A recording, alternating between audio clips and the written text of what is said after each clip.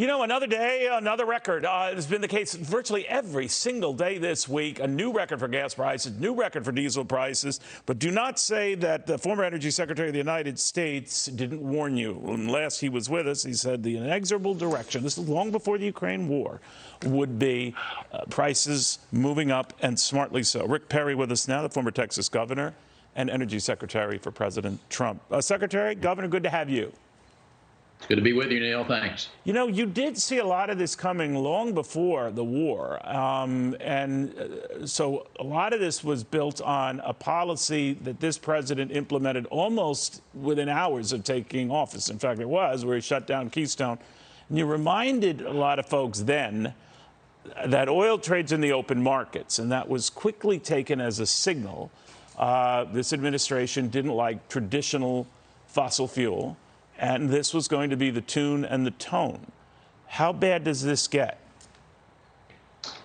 It could get very bad, and I suggest that it will. I wish that wasn't the message, but and here's one of the reasons, is that diesel is what runs this country. When you think about the trucks that move the groceries, all the other produce around in this country, diesel is right at the heart of it. That's one of the things that's really driving up the cost of food, and that comes from heavy crude. Heavy crude was accessed through two countries, interestingly, Russia and Venezuela. I will suggest to you the Biden administration knew and know what's going on today, that their policies are going to drive up the cost of inflation, particularly energy cost, which in turn multiplies into the inflation factor. But here's the issue.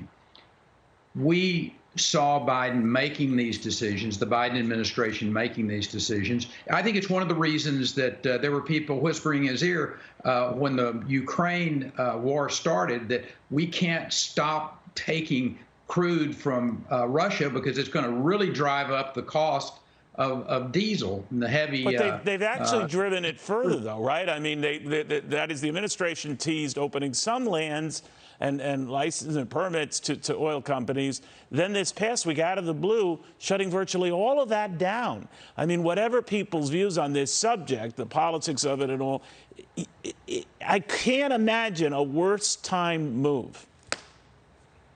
Absolutely. I don't think there is a scenario where you could hurt the American people more than what this administration is doing and is about to do. We're fixing to go into one of the high traveling seasons of the year, and gasoline prices, I think we have not seen the top by any sense of the imagination.